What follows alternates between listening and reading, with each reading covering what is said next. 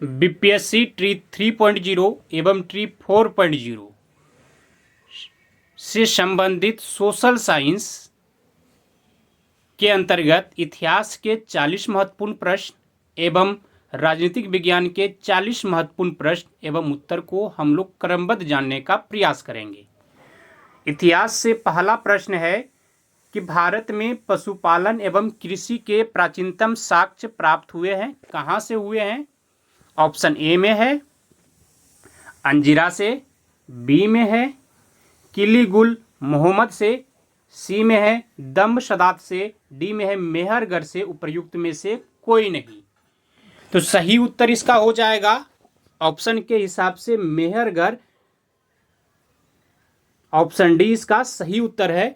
लेकिन नवीनतम खोज के आधार पर अभी पशुपालन एवं कृषि का प्राचीनतम साक्ष्य जो है वह लोहरा देव को माना गया है, जो उत्तर प्रदेश में है।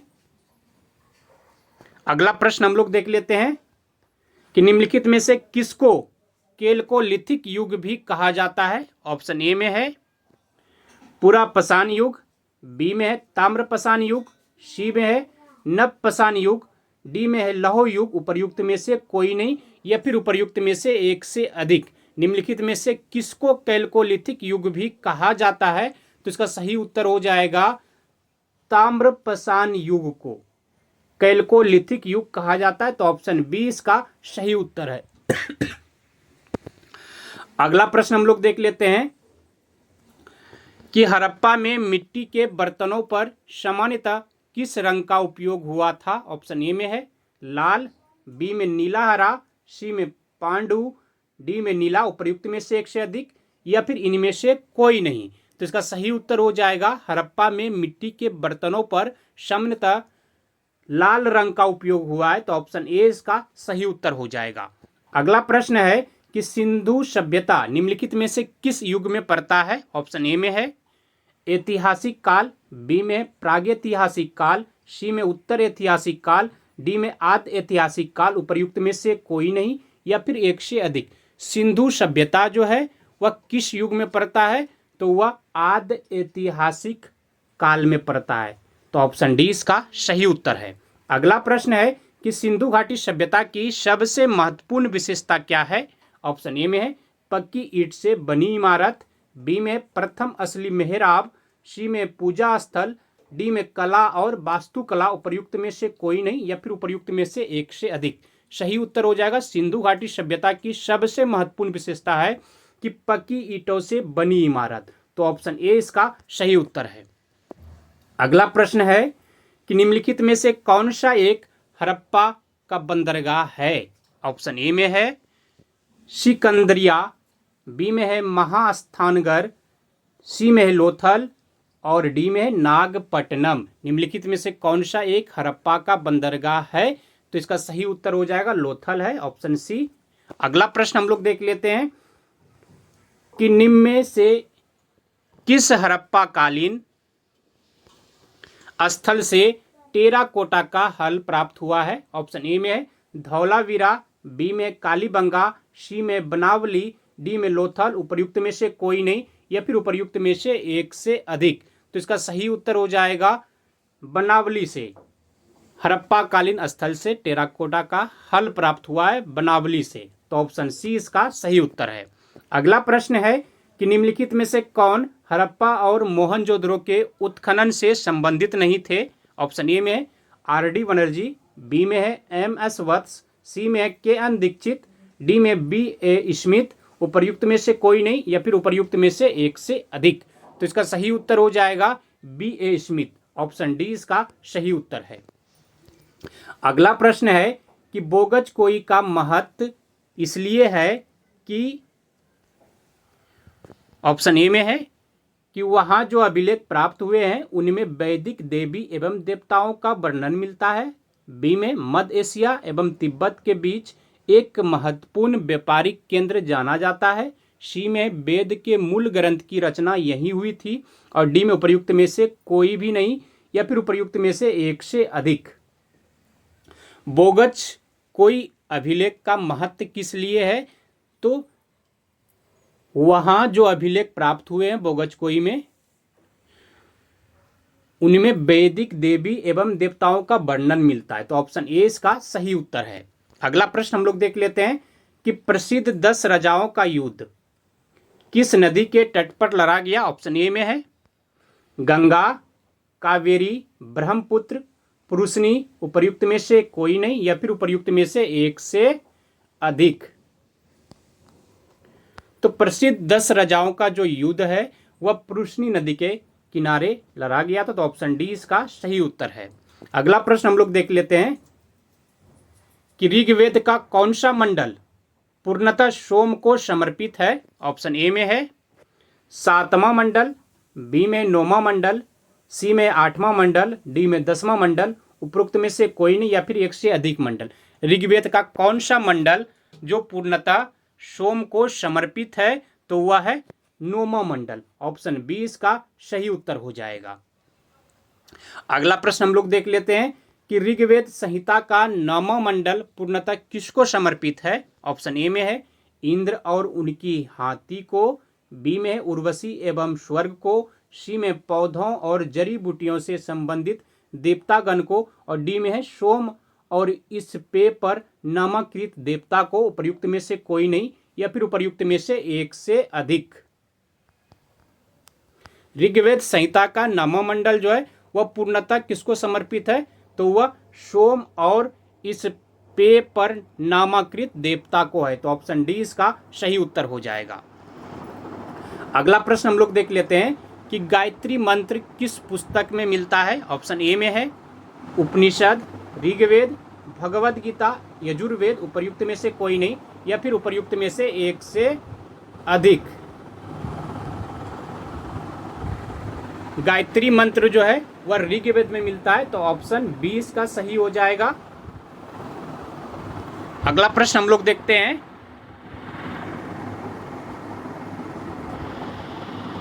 जब उसने राजत्व प्राप्त किया तो वह शरीयत के नियमों और आदेशों से पूर्णतः स्वतंत्र था। बर्नी ने यह कथन किस सुल्तान के लिए कहा है।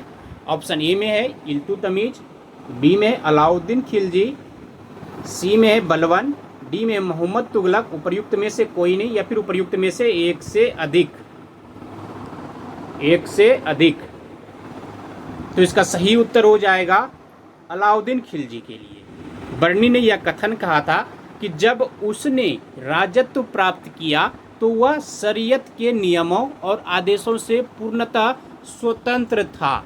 यह कथन अलाउद्दीन खिलजी के लिए बर्नी ने कहा। तो ऑप्शन बी इसका सही उत्तर है।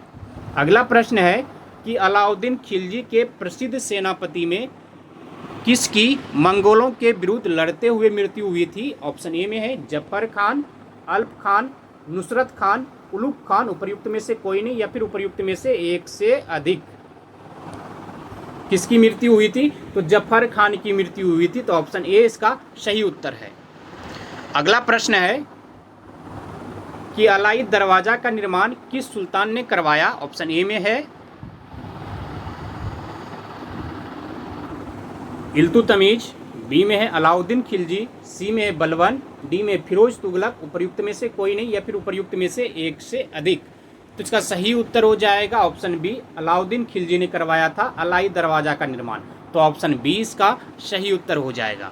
अगला प्रश्न है कि फिरोज तुगलक द्वारा स्थापित दार उल शफा क्या था। ऑप्शन ए में है एक दानशाला, बी में एक खैराती अस्पताल, सी में एक पुस्तकालय, डी में तीर्थ यात्रियों के लिए एक अतिथि गृह और ई में उपर्युक्त में से कोई नहीं, उपर्युक्त में से कोई नहीं या फिर उपर्युक्त में से एक से अधिक।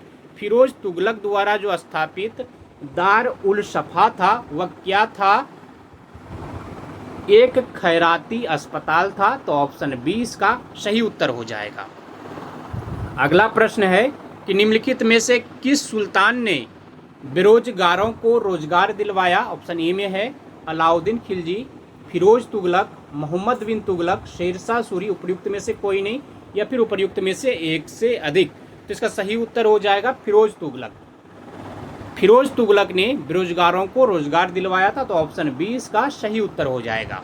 अगला प्रश्न है कि निम्नलिखित में से किस सुल्तान के दरबार में सबसे अधिक गुलाम थे? ऑप्शन ए में है बलबन, अलाउद्दीन खिलजी, मोहम्मद बिन तुगलक, फिरोज तुगलक, उपर्युक्त में से कोई नहीं या फिर उपर्युक्त में से एक से अधिक। निम्नलिखित में से किस सुल्तान के दरबार में सबसे अधिक गुलाम थे? तो वह फिरोज तुगलक के दरबार में था। तो ऑप्शन डी इसका सही उत्तर है। अगला प्रश्न हम लोग देख लेते हैं।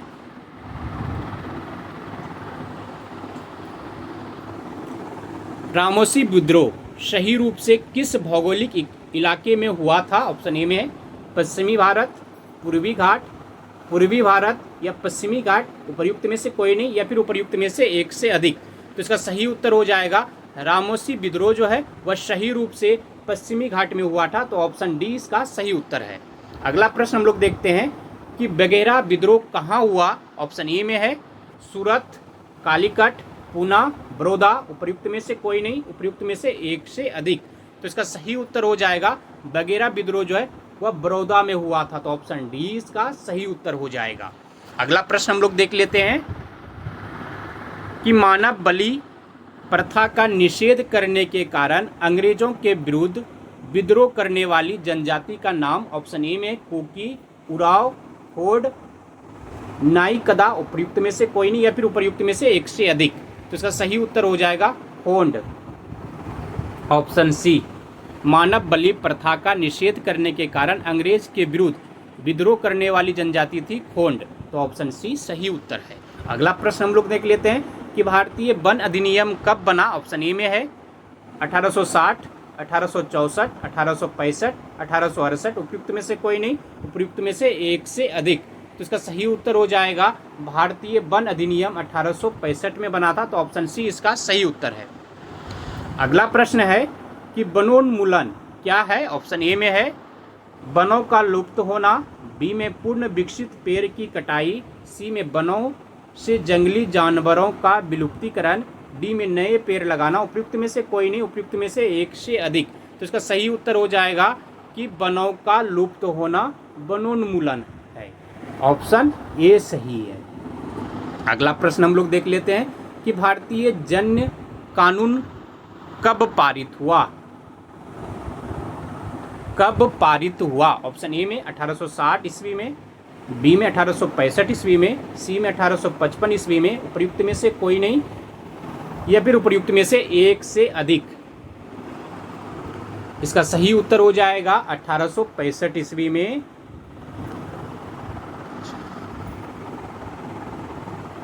वन्य कानून होगा, वन्य कानून पारित हुआ।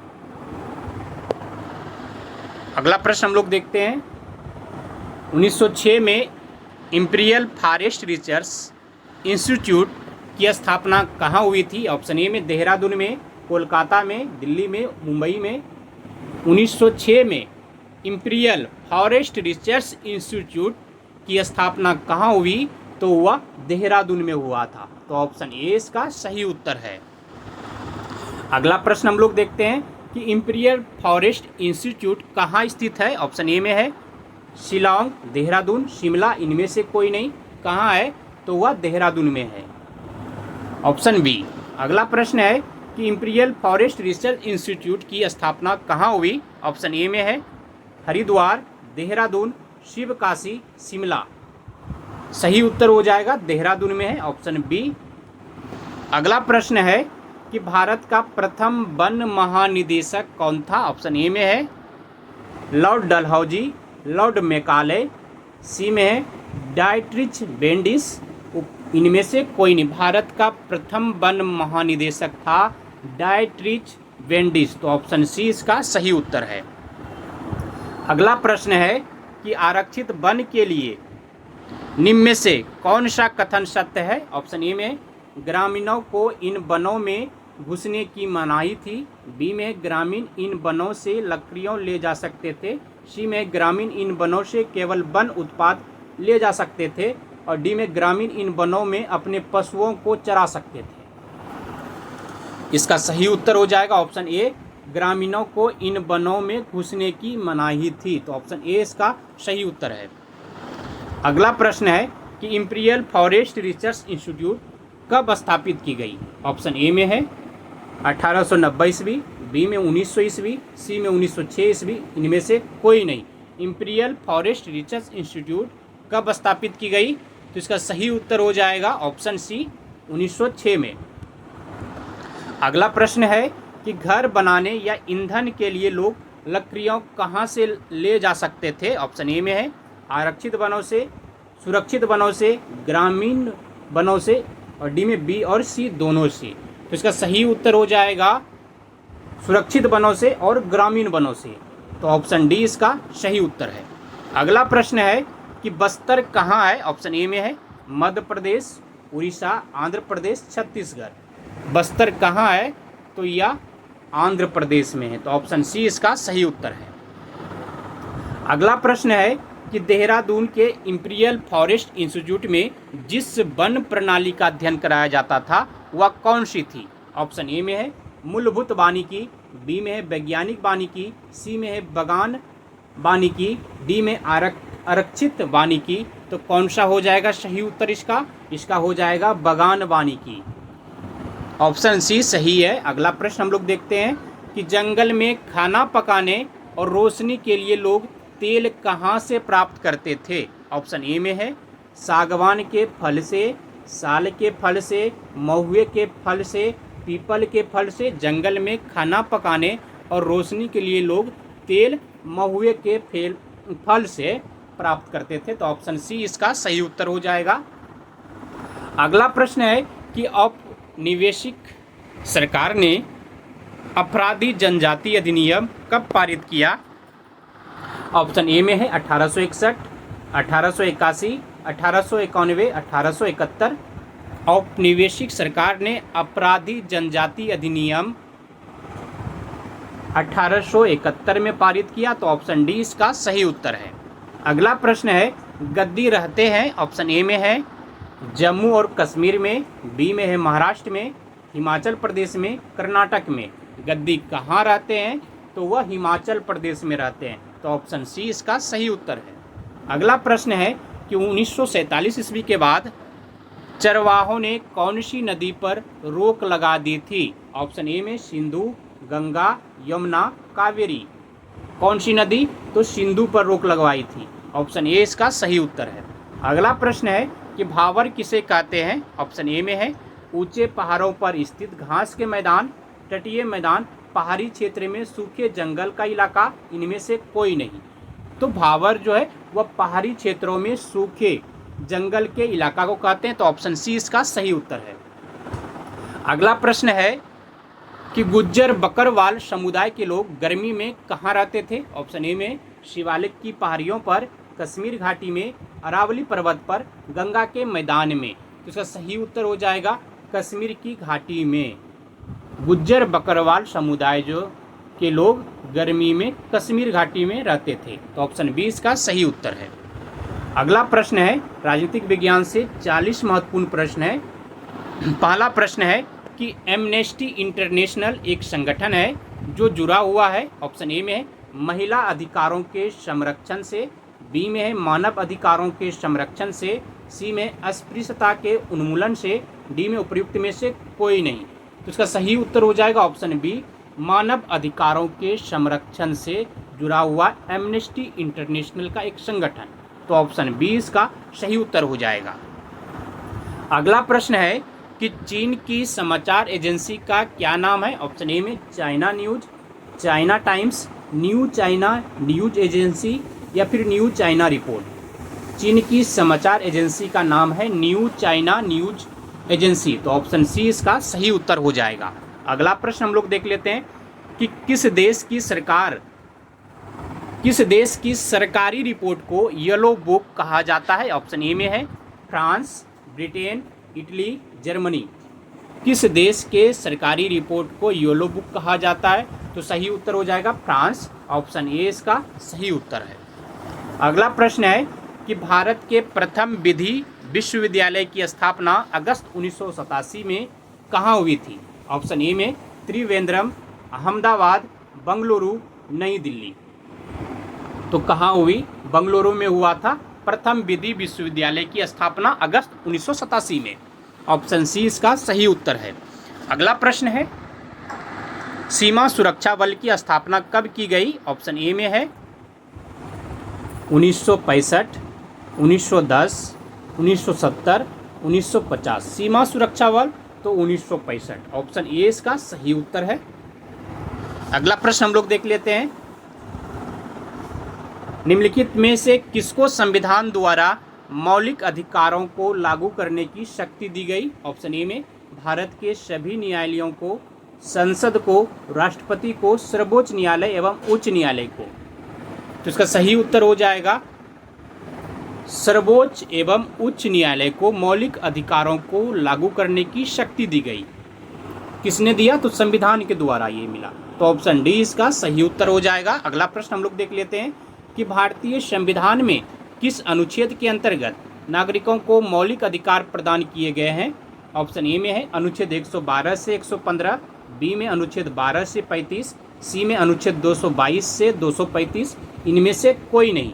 भारतीय संविधान में किस अनुच्छेद के अंतर्गत मौलिक अधिकार की बात हो रही है? तो अनुच्छेद 12 से 35, ऑप्शन बी इसका सही उत्तर है। अगला प्रश्न हम लोग देख लेते हैं कि भारत के संविधान का निम्नलिखित में से कौन सा अनुच्छेद प्रेस की स्वतंत्रता से संबंधित है? प्रेस की स्वतंत्रता से अनुच्छेद 19, 20, 21, 22 कौन सा? तो इसका सही उत्तर हो जाएगा अनुच्छेद 19 प्रेस की स्वतंत्रता से संबंधित है। तो ऑप्शन ए इसका सही उत्तर है। अगला प्रश्न देख लेते हैं कि निम्नलिखित में से कौन सा अधिकार नहीं है? ऑप्शन ए में है संवैधानिक प्रतिकार का अधिकार, संपत्ति का अधिकार, शांतिपूर्वक एकत्र होने का अधिकार, देश भर में आज़ादी के साथ आने जाने का अधिकार। कौन सा मूलभूत अधिकार नहीं है? तो संपत्ति का अधिकार नहीं है। इसे 44वां संविधान संशोधन के द्वारा हटा दिया गया मूल अधिकार की श्रेणी से, संपत्ति के अधिकार को।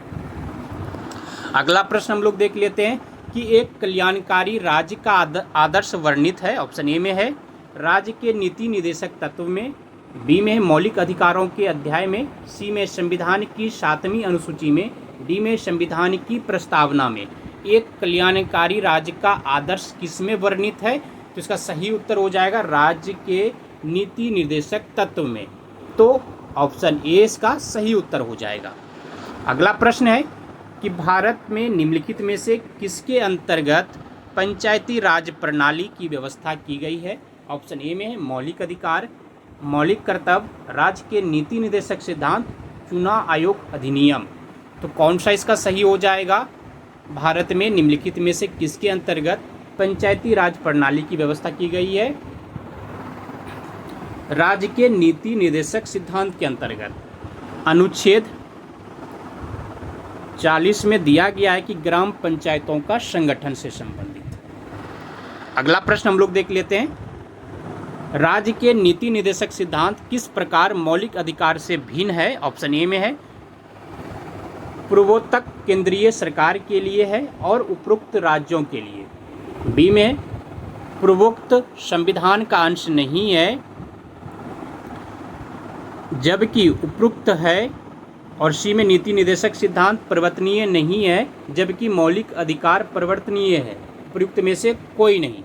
तो इसका सही उत्तर हो जाएगा ऑप्शन सी, नीति निर्देशक का सिद्धांत जो है वह परिवर्तनीय नहीं है, यानी परिवर्तन उसमें नहीं किया जा सकता है, जबकि मौलिक अधिकार में परिवर्तन किया जा सकता है। तो ऑप्शन सी इसका सही उत्तर है। अगला प्रश्न हम लोग देख लेते हैं कि मौलिक कर्तव्यों को निर्धारित किया गया है। ऑप्शन ए में है 40वें संशोधन द्वारा, 43वें संशोधन द्वारा, 42वें संशोधन द्वारा, 39वें संशोधन के द्वारा। तो सही उत्तर हो जाएगा 42वें संशोधन के द्वारा मौलिक कर्तव्य को निर्धारित किया गया। तो ऑप्शन सी इसका सही उत्तर है। अगला प्रश्न है कि 42वें संविधान संशोधन के 10 आचार्य आदेश को किस नाम से जाना जाता है? ऑप्शन ए में मौलिक अधिकार, मौलिक कर्तव्य, पंचायती राज के सिद्धांत, राज्य के नीति निर्देशक सिद्धांत। कौन सा हो जाएगा? 42वें संविधान संशोधन के 10 आचार्य आदेश को किस नाम से जाना जाता है? तो वह 10 नहीं 11 है, उसे मौलिक कर्तव्य के नाम से जाना जाता है। ऑप्शन बी सही हो जाएगा। अगला प्रश्न हम लोग देख लेते हैं, निम्नलिखित में से भारत में मौलिक कर्तव्य कौन सा है? ऑप्शन ए में न्यायपालिका से कार्यपालिका का पृथकीकरण, बी में हमारी मिलीजुली संस्कृति की समृद्ध विरासत को संरक्षित करना, सी में बच्चों के लिए मुफ्त व अनिवार्य शिक्षा और डी में छुआछूत की परंपरा को समाप्त करना। कौन सा हो जाएगा? तो ऑप्शन बी हो जाएगा कि हमारी मिलीजुली संस्कृति को समृद्ध विरासत को संरक्षित करना। तो ऑप्शन बी इसका सही उत्तर हो जाएगा। अगला प्रश्न है कि राष्ट्रपति ऑप्शन ए में है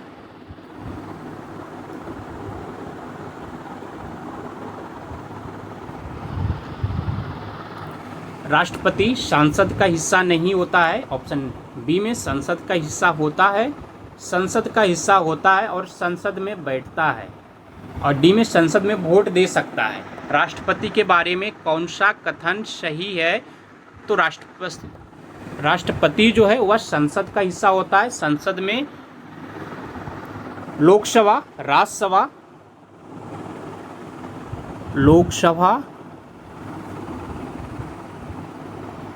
राज्यसभा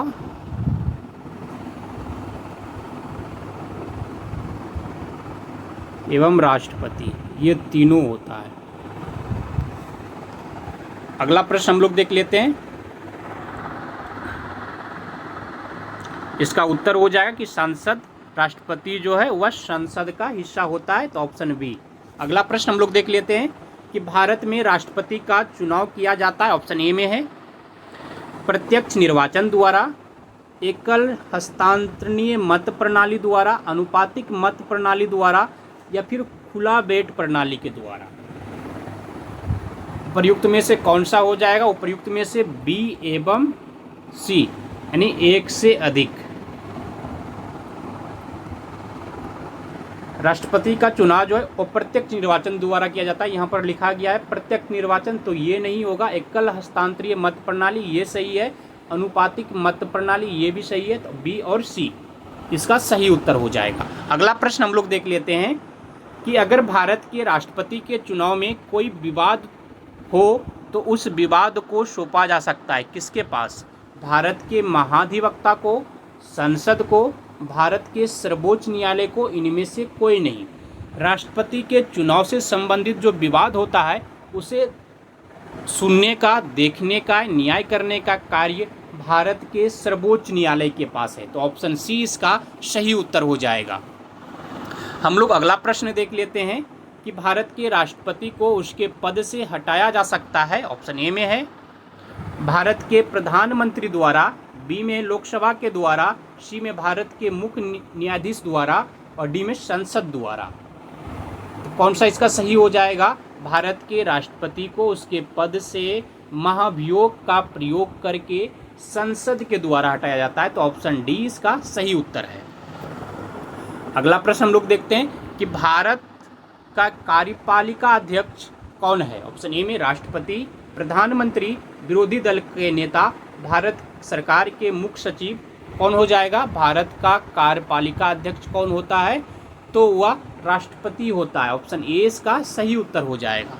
अगला प्रश्न है कि केंद्र सरकार में उच्चतम नागरिक सेवा अधिकारी कौन है? ऑप्शन ए में है भारत का महान्यायवादी, गृह सचिव, मंत्रिमंडल सचिव, वित्त सचिव। उपर्युक्त में से कोई नहीं, उपर्युक्त में से एक से अधिक। तो इसका सही उत्तर हो जाएगा केंद्र सरकार में उच्चतम नागरिक सेवा अधिकारी मंत्रिमंडल सचिव होता है। तो ऑप्शन सी इसका सही उत्तर है।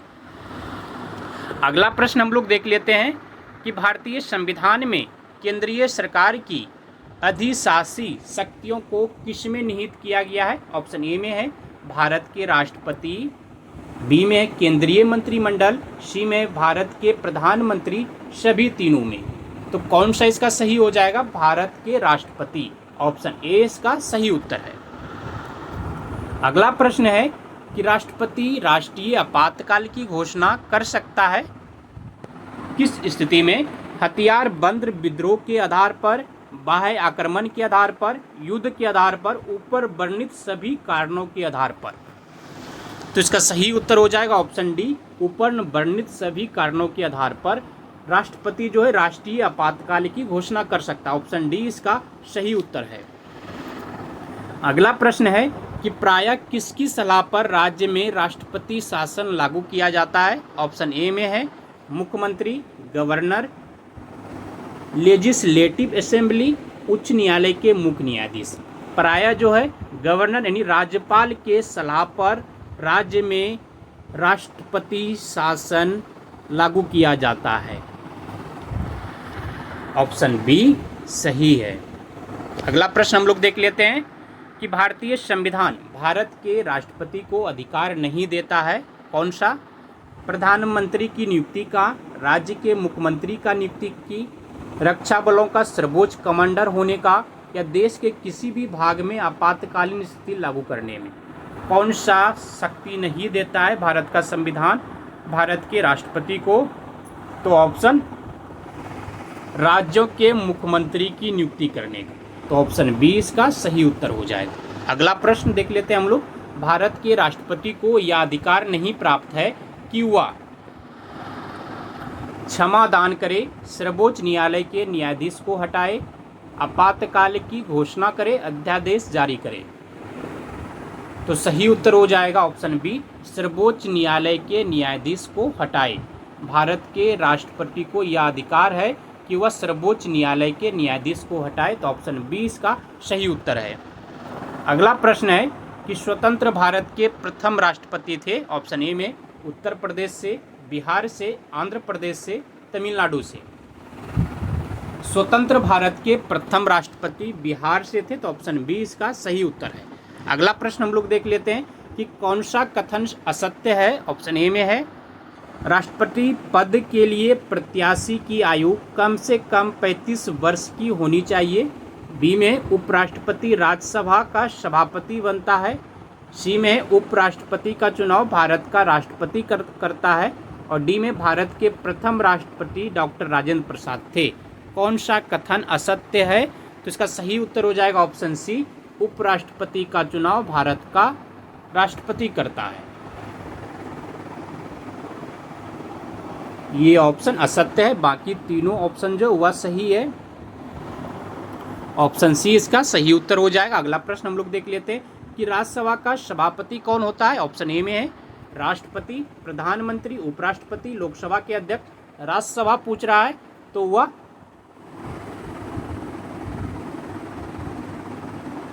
उपराष्ट्रपति हो जाएगा। ऑप्शन सी इसका सही उत्तर है। अगला प्रश्न हम लोग देख लेते हैं, भारत का प्रधानमंत्री मुख्य है। ऑप्शन ए में है राज्य सरकार का, केंद्रीय सरकार का, राज्य तथा केंद्रीय सरकार दोनों का, उपरोक्त में से कोई नहीं। भारत का प्रधानमंत्री मुख्य है केंद्रीय सरकार का। तो ऑप्शन बी इसका सही उत्तर है। अगला प्रश्न है कि निम्नलिखित कथनों पर विचार कीजिए। एक में है पंचायती व्यवस्था में ग्राम पंचायत के बाद दूसरा स्तर विकास खंड का होता है, जिसे जनपद पंचायत या पंचायत समिति कहते हैं। बी में संविधान में दिए हुए निर्देशों के आधार पर देश के हर राज्य ने पंचायत से जुड़े कानून बनाए हैं, इसलिए पंचायत संबंधी कानून हर राज्य में अलग हो सकते हैं। उपरोक्त में से कौन सा कथन असत्य है? ए में केवल एक, बी में केवल दो, सी में एक और दो दोनों, डी में ना तो एक और ना ही तीन। कौन सा हो जाएगा? तो इसमें दोनों जो कथन है वह सही है। तो ऑप्शन डी इसका सही उत्तर हो जाएगा, ना तो एक और ना ही तीन। तीसरा कथन तो है ही नहीं, इस जगह दो होगा। पंचायती व्यवस्था में ग्राम पंचायत के बाद दूसरा स्तर विकास खंड यानी ब्लॉक लेवल पे जो होती है पंचायत समिति, जिसे जनपद पंचायत या पंचायत समिति कहते हैं। ठीक है। संविधान में दिए हुए निर्देश के आधार पर देश के हर राज्य में पंचायत से जुड़े कानून बनाने हैं, इसलिए पंचायत संबंधी कानून हर राज्य में अलग हो सकते हैं। ये भी सही है। तो ऑप्शन डी इसका सही है कि दोनों कथन सत्य है। यहाँ असत्य पूछ रहा है, तो ना तो एक असत्य है और ना ही दो असत्य है। अगला प्रश्न हम लोग देख लेते हैं कि गांव पर शासन चलाने वाली इकाई जिसका गठन ग्राम सभा द्वारा होता है क्या कहलाती है? ऑप्शन ए में है ग्राम सभा, ग्राम पंचायत, पंचायत समिति, सरकार। क्या हो जाएगा इसका सही उत्तर? तो वह ग्राम पंचायत हो जाएगा। ऑप्शन बी इसका सही उत्तर है। अगला प्रश्न है, ग्राम में ग्राम पंचायत मुखिया को क्या कहते हैं? ऑप्शन ए में है पंच, सरपंच, सचिव, इनमें से कोई नहीं। तो इसका सही उत्तर हो जाएगा ग्राम में ग्राम पंचायत के मुखिया को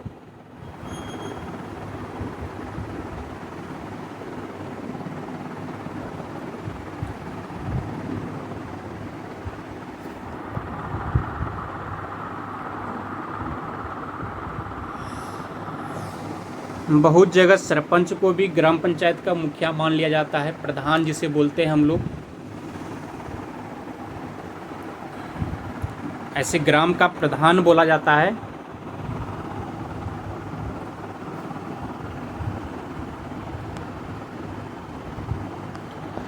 अगला प्रश्न हम लोग देख लेते हैं कि ग्राम पंचायत प्रमुख का चुनाव कौन करता है? ऑप्शन ए में है ग्रामीण, सचिव, ग्राम सभा के सभी सदस्य, पंच। तो इसका सही उत्तर हो जाएगा ऑप्शन सी, ग्राम सभा के सभी सदस्य मिलकर पंचायत के प्रमुख का चुनाव करते हैं।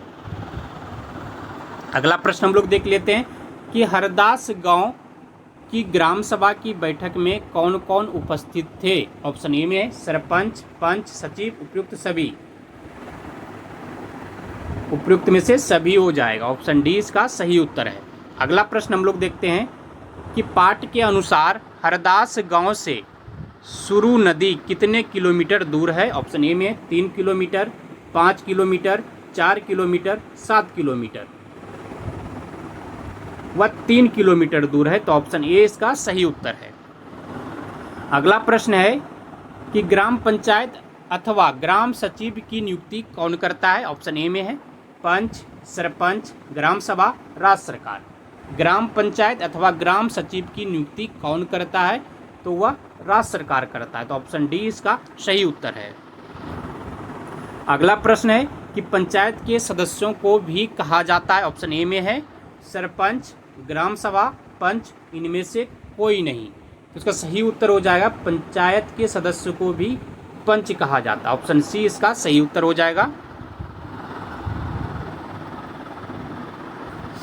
अगला प्रश्न हम लोग देख लेते हैं, ग्राम पंचायत की आय का साधन है। ऑप्शन ए में सरकार द्वारा अनुदान, करों से आय, दान मिलना, उपयुक्त में से सभी। कौन सा सही उत्तर हो जाएगा? ग्राम पंचायत की आय का साधन है उपयुक्त में से सभी, सरकार द्वारा जो अनुदान दिया जाता है, करों से आय, दान मिलना। तो ऑप्शन डी इसका सही उत्तर हो जाएगा।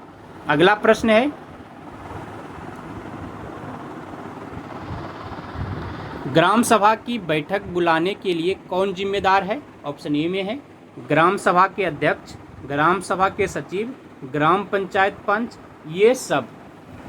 तो ऑप्शन बी हो जाएगा ग्राम सभा के सचिव ग्राम सभा की बैठक बुलाने के लिए जिम्मेदार है। तो ऑप्शन बी इसका सही उत्तर हो जाएगा।